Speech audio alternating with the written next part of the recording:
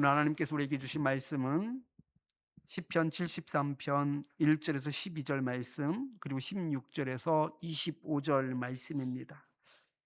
한 절씩 교독하겠습니다. 하나님이 참으로 이스라엘 중 마음이 정결한 자에게 선을 행하시나 나는 거의 넘어질 뻔하였고 나의 걸음이 미끄러질 뻔하였으니 이는 내가 악인의 형통함을 보고 오만한 자를 질투하였음이로다. 그들이 죽을 때에도 고통이 없고 그 힘이 강건하며 사람들이 당하는 고난이 그들에게 없고 사람들이 당하는 재앙도 그들에게는 없나니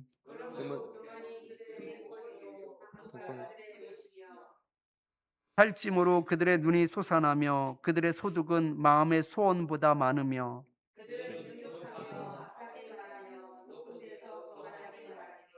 그들의 입은 하늘에 두고 그들의 혀는 땅에 두루 다디도다. 구멍으로 그들이 말하기를 하나님이 어찌 알랴 지존자에게 지식이 있으랴 하는도다. 볼지어다 이들은 악인들이라도 항상 평안하고 재물은 더욱 불어나도다. 아멘. 16절부터 다시 읽겠습니다. 내가 어쩌면 이를 알까 하여 생각한즉 그것이 내게 심한 고통이 되었더니 하나님이 성소에 들어갈 때야 그들의 종말을 내가 깨달았나이다. 주께서 참으로 그들을 미끄러운 곳에 두시며 판멸에 던지시니 그들이 어찌하여 그리 갑자기 황폐되었는가 놀랄 정도로 그들은 전멸하였나이다. 주여 사람이 깬 후에는 꿈을 무시함같이 주께서 깨신 후에는 그들의 형상을 멸시하시리이다. 내 마음이 산란하며 내 양심이 찔렸나이다. 내가 이같이 우매 무지함으로 주 앞에 짐승이 오나 내가 항상 주와 함께하니 주께서 내 오른손을 붙드셨나이다. 주의 교훈으로 나를 인도하시고 후에는 영광으로 나를 영접하시리니 하늘에서는 주 외에 누가 내게 있으리요 땅에서는 주밖에 내가 사모할 사모할 리 리 없나이다. 없나이다. 아멘. 아멘.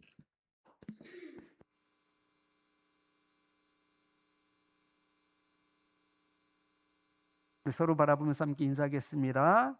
참 잘 오셨습니다.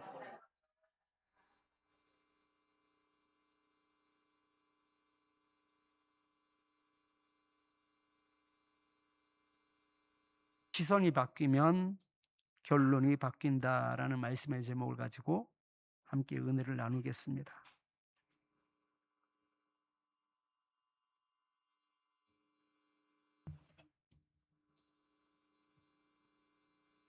인터넷상에서 자주 쓰이는 말 중에 하나가 해피엔딩이라는 단어가 있습니다. 그런데 이 해피엔딩이 우리가 일반적으로 알고 있는 해피엔딩이 아니에요. 보통 해피엔딩이라고 말을 하면 여러 갈등이나 위기를 겪은 후에 좋은 결과로 마무리될 때 우리가 보통 해피엔딩이라고 말하지 않습니까? 그런데 인터넷 세상에서 해피엔딩은 전혀 다른 의미로 사용이 됩니다. 자신이 저지른 악한 행동 때문에 그 심은 대로 고스란히 그 대가를 치를 때 사람들은 그 해피엔딩이라는 말을 쓰는 거예요. 한문철 TV 같은 블랙박스 그 채널을 보면 자동차 사고 영상이 참 많이 올라옵니다. 어떤 영상을 보면서 안타까워하고 또 걱정도 하지만 또 어떤 사고 영상에서는 해피엔딩이라며 환호를 지릅니다. 예를 들면 무리하게 막 칼치기를 하고 과속을 하다가 미처 커브를 꺾지 못하고 사고가 나면 댓글에 뭐라고 쓰냐면요, 해피엔딩이라고 그렇게 씁니다. 길을 가다가 우측으로 빠져야지 될 곳이 있어요. 우측으로 빠지는 길이 보통 일반적으로는 많이 밀리죠. 그래서 심지어는 1, 2km 전부터 이렇게 밀려서 우측에 줄을 서서 갑니다. 그런데 어떤 차는 그 줄 서 있어야지 되는 걸 알면서도 그 차선에서 달리지 않고 1차선, 2차선에서 달리다가 그 빠져나가는 곳에서 강제로 막 끼어들듯 들어가죠. 그런데 그때 경찰이 손짓을 합니다. 이리 오라고. 그 영상을 보면서 또 사람들은 해피엔딩으로 끝났다라고 이야기를 합니다. 그렇게 말하는 이유가 있어요. 왜냐하면 그런 상황들을 자주 접하기 때문에 그렇습니다. 속이 후련한 거죠. 대리만족을 얻게 되는 것입니다. 근데 실상은요, 그런 일들은 거의 일어나지 않습니다. 결국 다른 사람들은 시간을 그렇게 소비하면서 10분, 20분, 30분 그렇게 줄을 서 있지만 그 사람들은 그냥 1분 사이에 유유히 빠져나가지요. 그런 것들을 보면서 세상 참 불공평하다라는 생각들을 합니다. 이런 일들이 한두 가지가 아닙니다. 어디를 가나 그 무리한 요구를 일삼고 규정을 무시하는 진상 손님이 오히려 더 큰 혜택을 받기도 합니다. 더 큰 대접을 받기도 하죠. 반대로 정직하게 줄을 서며 규칙을 지키는 사람들이 손해를 보기도 하고요. 오히려 바보가 된 느낌을 가지기도 합니다. 그럴 때 우리는 깊은 회의감에 빠지기도 하고 그 마음이 씁쓸해지기도 합니다. 오늘 우리가 읽은 시편 기자도 바로 우리와 똑같은 영적 침체와 고민을 겪고 있었습니다. 악인이 득세하고 의인이 고통받는 그 현실을 보면서 그의 눈에도 세상은 너무나 불공평해 보였던 것입니다. 시편 기자는 그 악인의 형통함을 보고는 무척이나 힘들어합니다. 도저히 자기 상식으로는 이해할 수가 없었습니다. 그 억울한 감정이 진하게 묻어나오는 구절이 바로 본문 4절, 5절 말씀입니다. 같이 한번 읽어보겠습니다. 그 힘이 강건하며 사람들이 당하는 고난이 그들에게는 없고 사람들이 당하는 재앙도 그들에게는 없나니. 아멘. 시편 기자가 그 악인들을 쭉 지켜본 겁니다. 그런데 마지막 죽을 때조차 고통 없이 눈을 감는 것을 보게 된 것이지요. 그 시편 기자의 마음 속에는 일말의 기대가 있었습니다. 젊어서 그렇게 악하게 살았을지라도 그 행한 짓이 있으니까 죽을 때만큼은 곱게 죽지는 못할 것이다 라는 기대가 있는 것입니다. 그런데 그 기대마저도 한순간에 무너지고 만 것입니다. 그 악인들은요, 죽을 때조차도 너무나 편안했던 겁니다. 이게 말이 되냐는 거죠. 이 상황이 도저히 이해되지 않았습니다. 적어도 말년에는 고통을 당해봐야 해피엔딩 되는 것인데 말년도 편히 보내더니 죽는 순간까지 고통 없이 세상을 떠나니 너무나 억울했습니다. 다른 사람이 다 당하는 고난도 악인들은 쏙쏙 비켜나가는 겁니다. 그들에게 재앙은 그저 남들의 이야기일 뿐이었습니다. 아무리 생각해도 그들이 저지른 짓을 보면 도저히 납득할 수 없는 현실이었습니다. 그들이 살아생전 행했던 행태를 보면 시편 기자의 그 억울한 마음이 충분히 이해가 됩니다. 현대인의 성경에서는 이 악인들의 모습을 아주 적나라하게 표현하고 있는데요. 6절부터 8절 말씀을 현대인의 성경으로 같이 한번 읽어보겠습니다. 교만을 먹거리로 삼고 폭력을 옷으로 삼는구나. 그들의 마음은 악을 토하고 그들의 탐욕은 하늘 높은 줄 모른다. 그들이 남을 조롱하며 악한 말을 하고 거만을 피우며 은근히 남을 위협하는구나. 아멘. 이 개역개정에서는 교만이 그들의 목걸이요 강포가 그들의 옷이다라고 표현하고 있습니다. 당시 고대 사회에서 목걸이는 자신의 신분이나 부, 명예를 남들에게 과시하기 위해 착용하는 대표적인 장신구입니다. 즉 교만을 목걸이로 삼는다라는 것은 자신이 교만하다라는 사실을 부끄러워하기는커녕 마치 자랑스러운 훈장이나 보석처럼 당당하게 목에 걸고 과시했다라는 의미입니다. 강포가 그들의 옷이라는 그런 말은 폭력을 옷처럼 입고 다녔다라는 뜻이죠. 그 사람의 일상생활, 행동거지, 삶의 방식 전체가 폭력과 억압으로 가득 차 있다라는 의미입니다. 오늘날로 치면 마치 족복들이 일부러 용몽신을 다 드러내고 행패를 부리는 것과 같습니다. 문신을 보여주는 이유가 있습니다. 나 성질 더러운 사람이니까 조심하라는 겁니다. 그렇게 겁을 주는 겁니다. 그 문신을 숨기기는커녕 자랑처럼 과시하고 다닙니다. 악인이 바로 그랬습니다. 폭력을 옷처럼 입고 다녔습니다. 그런데 이들이 사람만 무시한 것이 아닙니다. 심지어 하나님까지 모독했는데요. 본문 9절 말씀을 같이 한번 읽어보겠습니다. 그들의 입은 하늘에 두고 그들의 혀는 땅에 두루 다니는도다. 아멘. 고대 근동 문화에서 하늘은 신들의 영역이며 땅은 인간의 영역을 말합니다. 악인들이 입을 하늘에 둔다라는 것은 자신들을 신의 위치에 놓거나 또 신성을 모독하는 행위를 의미합니다.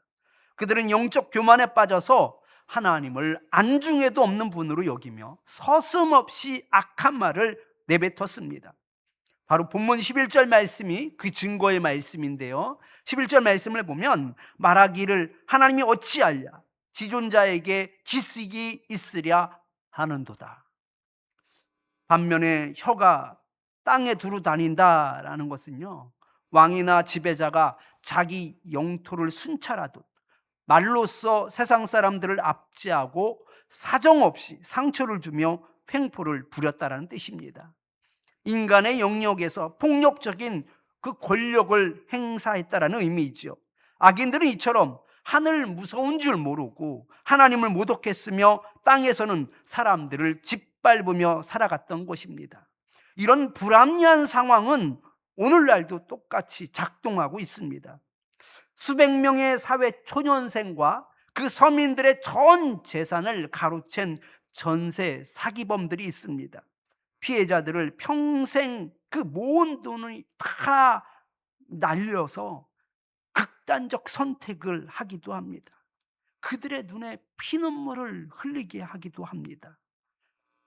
반면 사기꾼들은요, 그 돈으로 강남의 최고급 아파트에서 그 슈퍼카를 타고 명품을 온몸에 도배를 하며 SNS에 호화로운 생활을 자랑하고 다닙니다.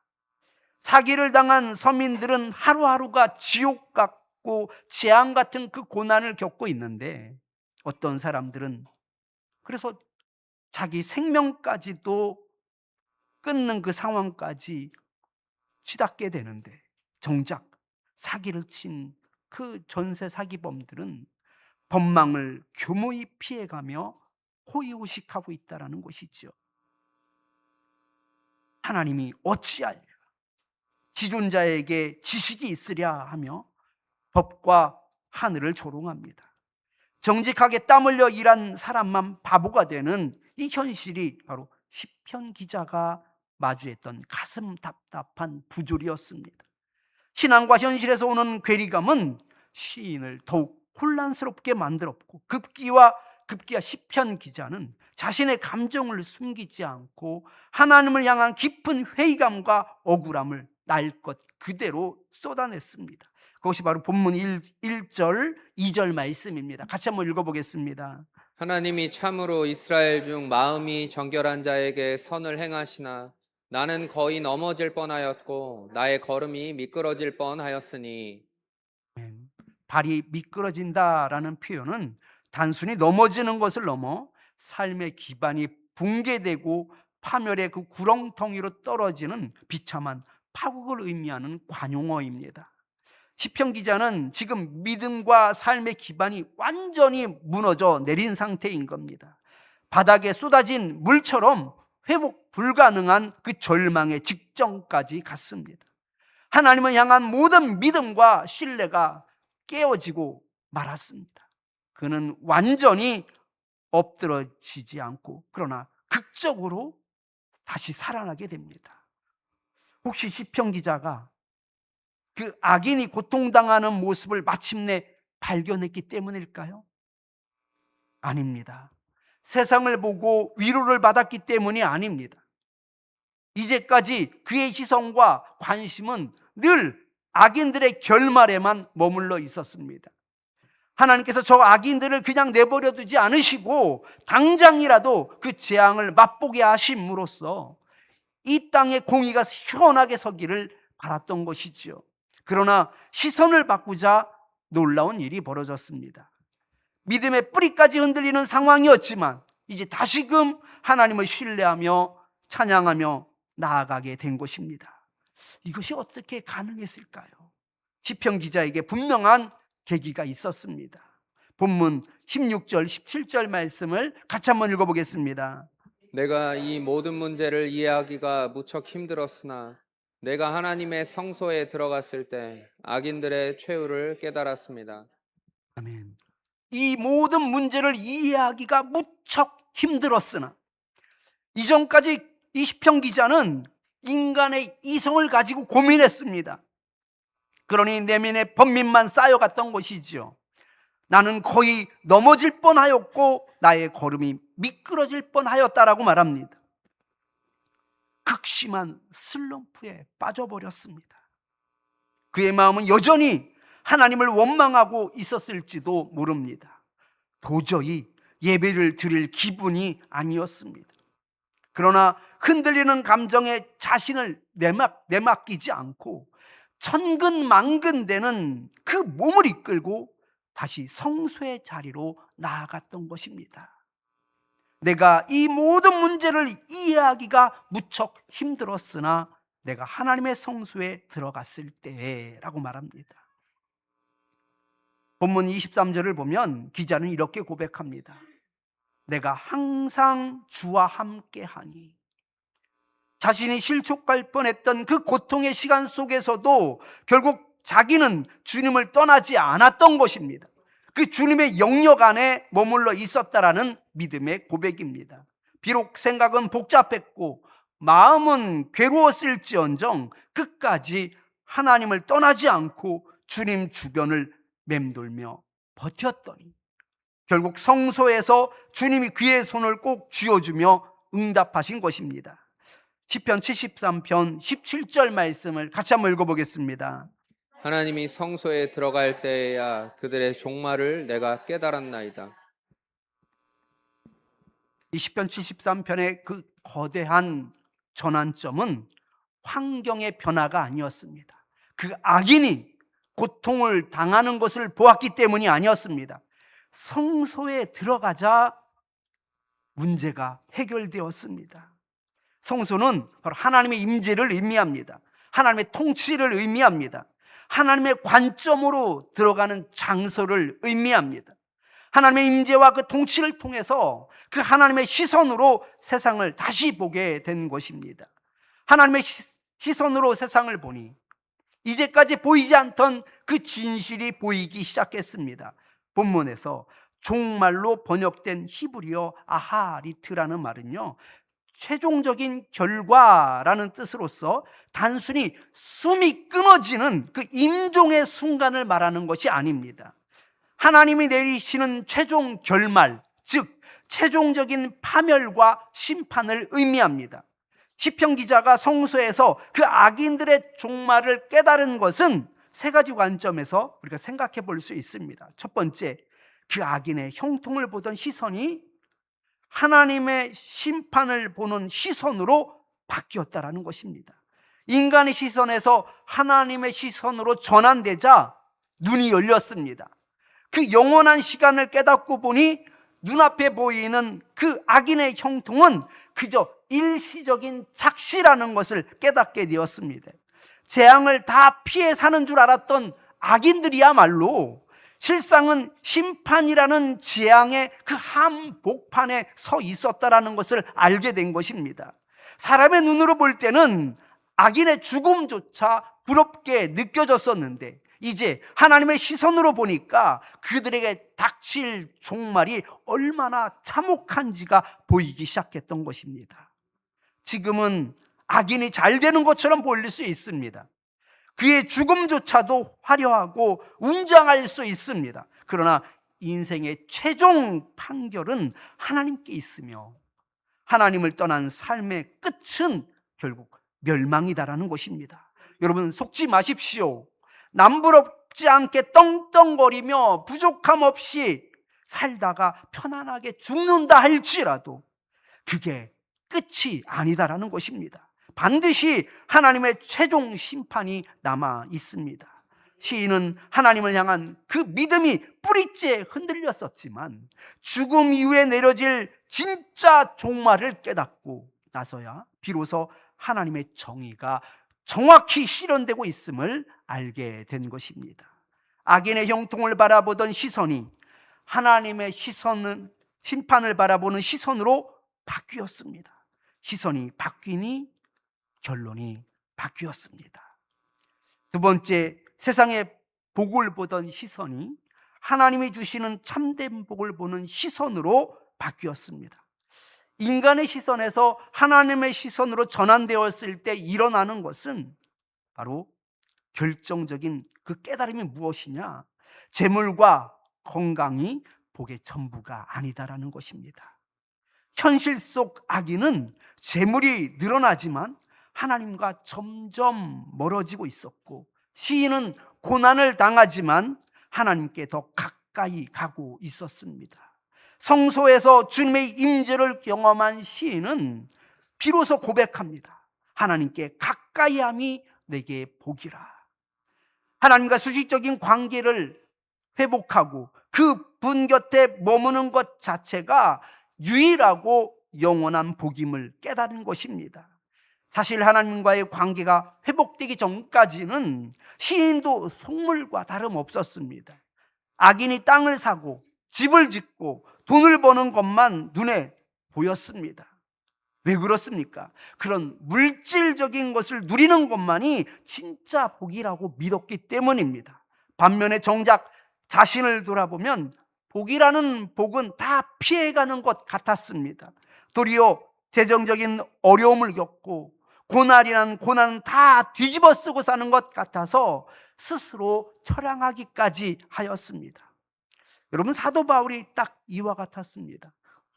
가말리엘의 문화생, 베냐민 지파, 바리새인 중에 바리새인이었습니다. 세상이 말하는 최고의 가문과 학벌, 재물과 권력이라는 조건을 모두 다 가진 성공한 사람이었습니다.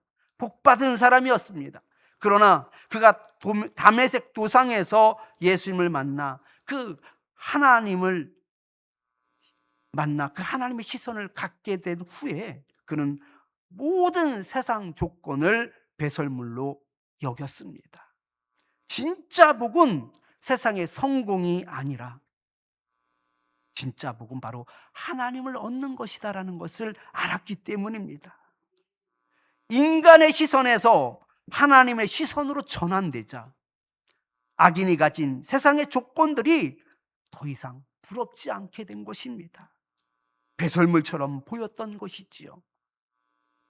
오히려 하나님 한 분만으로 채워지는 이 영적인 만족을 통해 그 삶이 완전히 회복되었습니다. 세상의 복을 바라보던 시선이 하나님이 주시는 참된 복을 바라보는 시선으로 바뀌었습니다. 시선이 바뀌니 결론이 바뀌었습니다. 세 번째, 원망을 보던 시선이 그 하나님의 신실하심을 보는 시선으로 바뀌었습니다. 성소 밖에서 보일 때는 오직 세상뿐이었습니다. 떵떵거리는 악인들과 고통받는 의인들만 보이니 당연히 세상은 불공평하고 하나님은 침묵하시는 것처럼 느껴졌습니다. 세상의 부조리함에 매몰되어 마음에 깊은 상처를 입고 하나님을 향해 원망과 불평을 쏟아내기도 하였습니다. 영적 침체에 깊이 빠져 있었던 것입니다. 이 지독한 영적 침체에서 벗어날 수 있는 유일한 길은 단 하나, 성소 안으로 들어가는 것뿐이었습니다. 우리의 삶의 예배가 회복될 때, 하나님의 그 임재를 경험하게 될 때 하나님을 향한 그 원망은 찬송으로 바뀌게 되는 줄 믿으시기 바랍니다. 선지자 엘리야를 보십시오. 갈멜산에서 바알 선지자 850명을 멋지게 이기지 않습니까? 아방과 이스벨 여왕이 자신을 죽이려 하자 그 화려했던 그 영적인 체험은 온데간데 없어져 버립니다. 깊은 나락에 빠지죠. 그는 도망가는 중에 로뎀나무 아래에서 잠시 쉼을 고릅니다. 그리고는 하나님께 이렇게 기도하죠. 하나님, 이제 족하오니 내 생명을 거두어 주옵소서. 세상이 왜 이렇습니까? 너무나 부조리합니다. 너무나 불공평합니다. 하나님의 공의는 보이지 않습니다라며 원망을 쏟아냈습니다. 하나님께서는 그런 엘리야를 시내산으로 이끌어 가십니다. 그리고 거기에서 세미한 음성으로 그에게 말씀하십니다.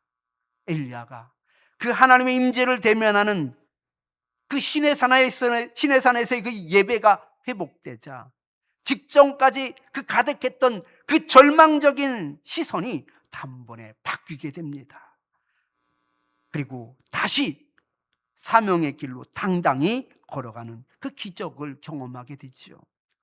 원망을 바라보던 시선이 그 하나님의 그 신실하심을 바라보는 시선으로 바뀌면 결론이 바뀌게 됩니다. 성도 여러분, 그렇다면 오늘날 흔들리는 이 세상 속에서 우리가 찾아 들어가야 할 성소는 과연 어디일까요?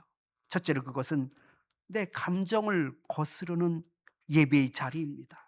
우리는 종종 마음이 답답해서 영적으로 너무나 지쳐서 예배드릴 기분이 아니다라고 핑계를 댑니다. 그러나 시편 기자를 보십시오. 그의 마음은 하나님을 원망하며 또 불평하는 것으로 가득했습니다.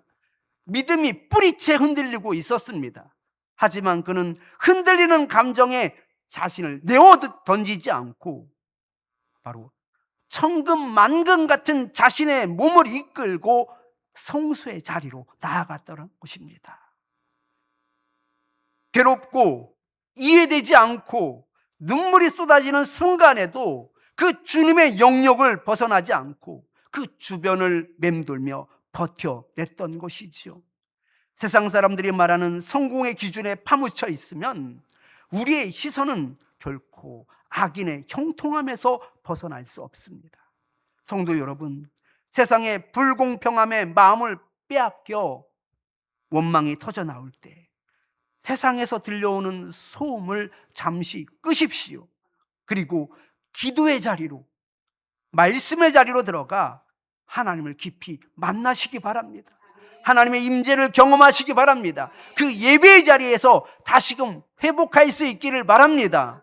그리하여 나의 시선으로 보았던 모든 것들이 이제는 완전히 변화되어 하나님의 시선으로 세상을 바라보며 그리하여 원망과 불평이 오히려 감사와 찬송으로 이어지는 저와 여러분들이 될 수 있기를 축원합니다.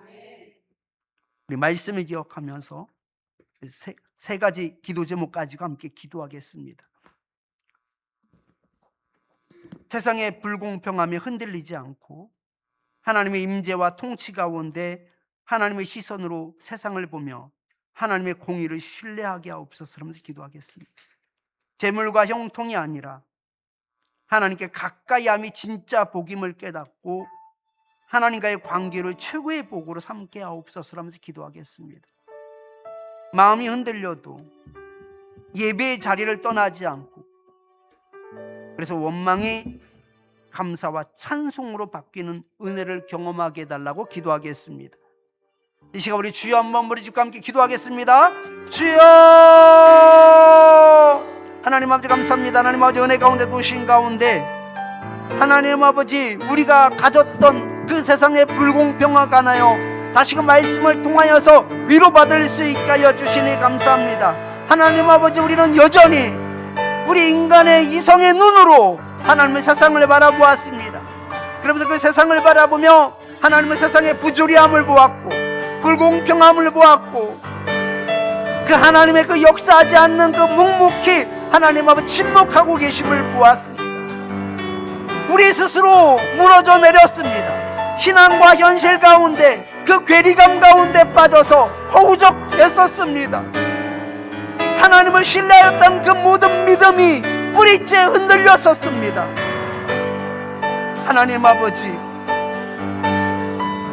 저희들에게 은혜를 베풀어 주셔서 세상의 불공평함에 흔들리지 않게 하여 주셔서 오늘날도 지금도 여전히 세상은 불공평하게 흘러가고 있습니다. 지금도 여전히 악인들이 승리하며 악인들이 불을 누리며 악인들이 모든 것들을 가지고 가고 있습니다. 그들의 삶은 너무나 평안하고 그들에게는 걱정도 없는 것 같고 그들이 하는 일들은 모든 일들이 잘 되는 것 같습니다. 모든 재앙이 그들은 다 피해가는 것과 같습니다. 그런 가운데에서 하나님 저희들에게 하나님의 시선으로 세상을 볼 수 있는 은혜를 허락하여 주시고 그 하나님의 공의를 신뢰할 수 있는 저희들 되게 하여 주시옵소서. 하나님 아버지, 재물을 얻는 것이 복이 아님을 알기를 원합니다. 하나님을 가까이 함이 진짜 복임을 깨달을 수 있게 하여 주시옵고 하나님과의 관계 가운데 최고의 복을 누리며 살 수 있는 저희들 될 수 있도록 주님 역사하여 주시옵소서. 무엇보다도 하나님 아버지, 절망 가운데 완전히 미끄러지는 그 상황 가운데에서도 하나님 내 마음에 상하여 하나님 아버지 그 예배의 자리를 피하고 싶을 때조차도 예배의 자리를 떠나지 않기를 원합니다. 의지적으로 하나님 아버지 힘써 그 예배의 자리를 찾기를 원합니다. 성수의 자리로 나아가기를 원합니다. 하나님을 임재를 경험하며 하나님의 통치에 하나님 아버지 나아가기를 원합니다. 그리하여 하나님 아버지 원망이 변하여 감사와 찬송이 되게 하여 주시고 인간적인 오해 가운데 쌓였던 그 모든 불만과 원망들이 하나님의 그 신뢰로 변화되는 놀라운 역사가 나타날 수 있게 하여 주시옵소서. 인간의 시선이 변함으로 말미암아 결론이 달라지는 인생이 되게 하여 주시옵소서. 좀 감사합니다.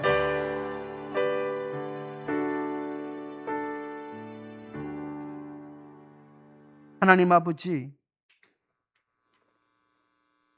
지금도 세상을 바라보면 불공평한 것들이 얼마나 많은지 모릅니다.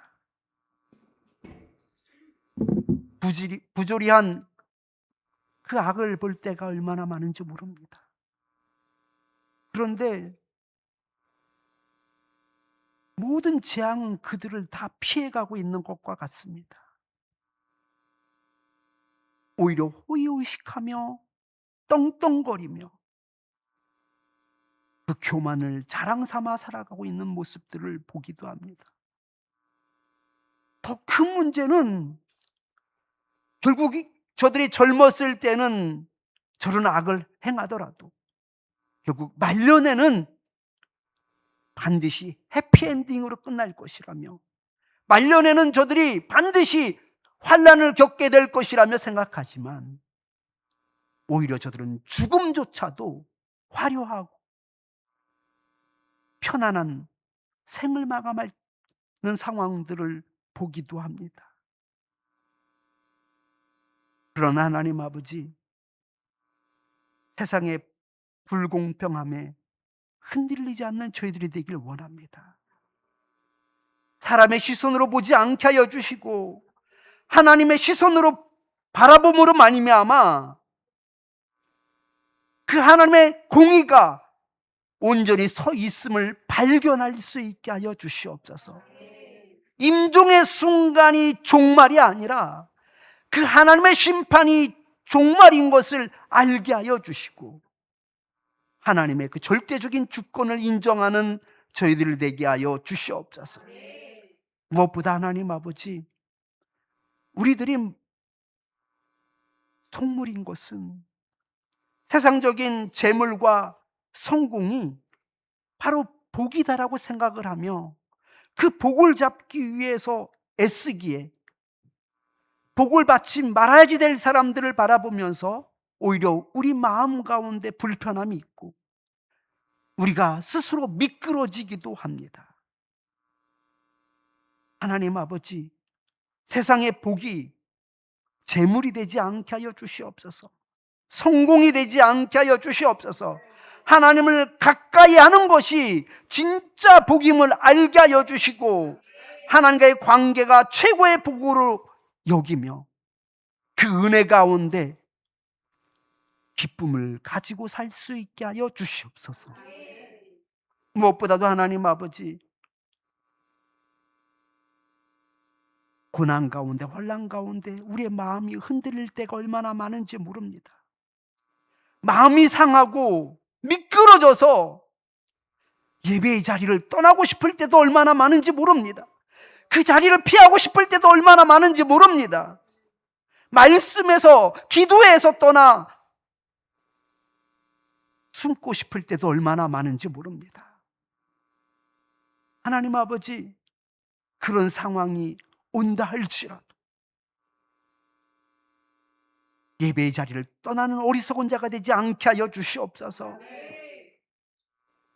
그럼에도 불구하고 성수로 나아갔던 시편 기자처럼 그 예배의 자리로 나아가는 자가 되게 하여 주시고 그 임재의 자리로 나아가는 자가 되게 하여 주시고 그 통치의 자리로 나아가는 자가 되게 하여 주셔서 하나님의 시선을 발견하게 하여 주시고 그 은혜 가운데 든든히 서는 인생들이 될 수 있게 하여 주시옵소서. 예수님 이름으로 기도드리옵나이다. 아멘. 준비하신 예물을